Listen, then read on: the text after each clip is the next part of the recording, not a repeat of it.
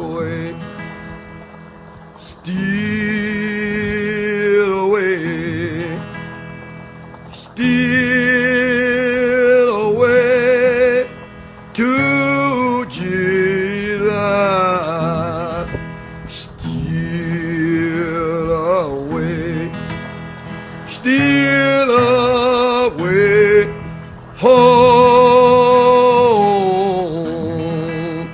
I got long to stay here.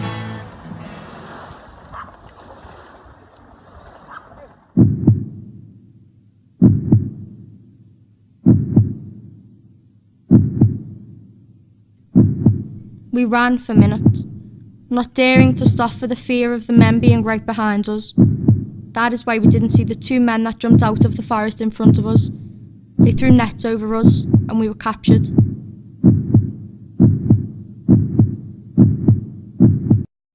The four other men caught up with us and they picked up the nets and started walking back, away from the inland and out towards the shore.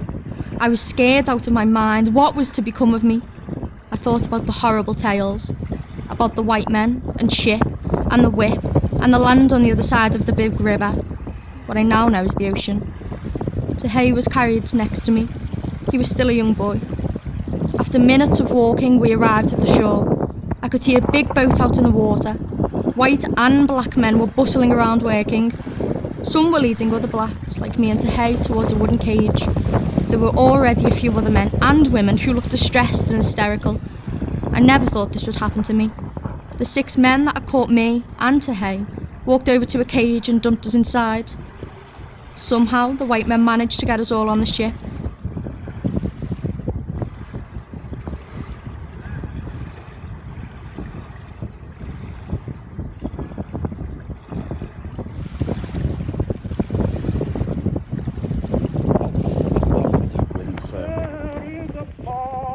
My mother bore me in the southern wild.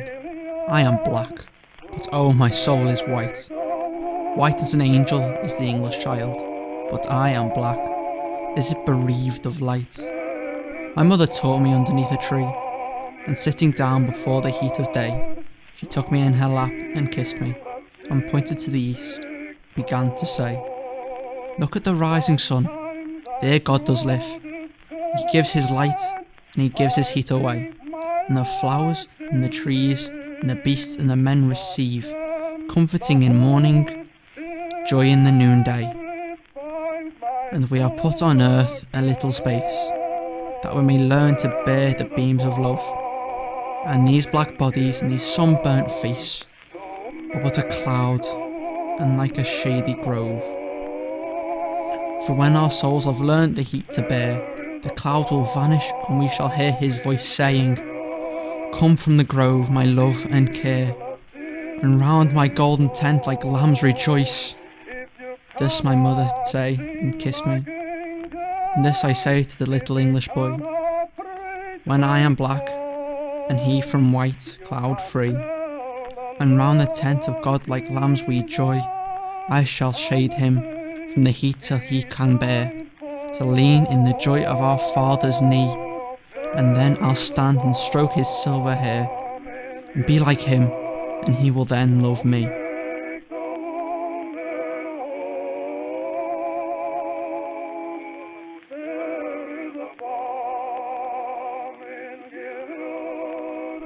Like a herd of cattle placed on a ship, upon my back I felt their whip, ripping into my flesh, excruciating pain, forced across the big water on a trip.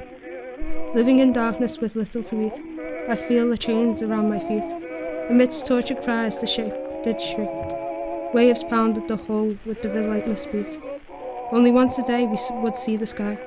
Huge sails caused the ship to fly, further and further away from my home, feeling confused, not understanding why. A white devil steered the wooden ship, all his mates evil with scabbed putrid lips. Yet we depend on them for our lives. Without them, into the ocean we'd slip. The long journey felt like an eternity. I longed to be anywhere but on the sea. My mind occupied with thoughts of my home, yet I could not escape the horrible enemy. Sick and dying, were forced to walk the plank. Then into the cold water they quickly sank. The sailors laughed as the last man was tossed. The spirits boasted with rum they drank. Many days later, we finally made land. A place of stone and wood, like hood seen of sand. Crack of the whip, we rose to our feet. Off of my ship, with the devil's final command.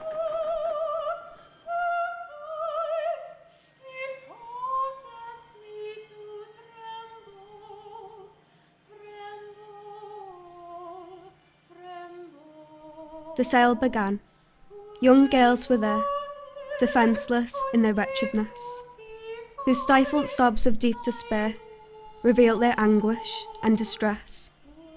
And mothers stood with streaming eyes and saw their dearest children stood. Unheeded rose their bitter cries, while tyrants bartered them for gold. And woman, with her love and truth, for these in sable forms may dwell, gazed on the husband of her youth, with anguish none may paint or tell. And men, whose sole crime was their hue, the impress of their marker's hand, and frail and shrinking children too, were gathered in that mournful band. Ye who have laid your love to rest, and wept above their lifeless clay, know not the anguish of that breast, whose loved are rudely torn away. Ye may not know how desolate our bosoms rudely forced to part, and how a dull and heavy weight will press the life drops from the heart.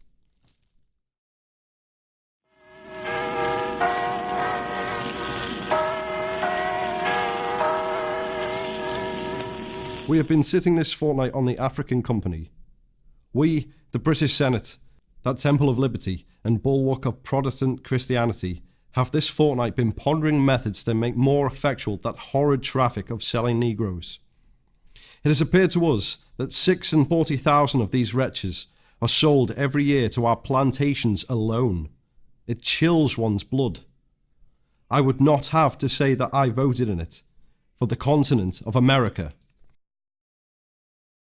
Civil rights leader and two-time Democratic presidential candidate Jesse Jackson became one of the most influential African Americans of the late 20th century.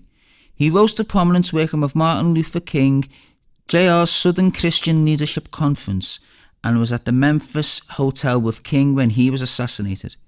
Through PUSH, the organization he founded in 1971, Jackson pressed for broader employment opportunities for African Americans. During the 1980s and 1990s, he negotiated the release of dozens of international hostages and prisoners. In his 1984 and 1988 presidential campaigns, Jackson won 16 state contests and millions of votes, making him the first viable African American candidate for president. Abraham Lincoln. Those who deny freedom to others deserve it not for themselves. Whenever I hear anyone arguing for slavery, I feel a strong impulse to see it tried on him personally.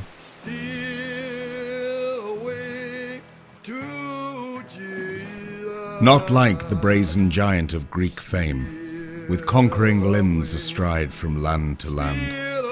Here, at our sea-washed sunset gates shall stand a mighty woman with a torch whose flame is the imprisoned lightning, and her name, Mother of Exiles. Keep, ancient lands, your storied pomp, she cries, with silent lips. Give me your tired, your poor, your huddled masses yearning to breathe free, the wretched refuse of your teeming shore. Send these, the homeless, tempest-tossed, to me. I lift my lamp beside the golden door.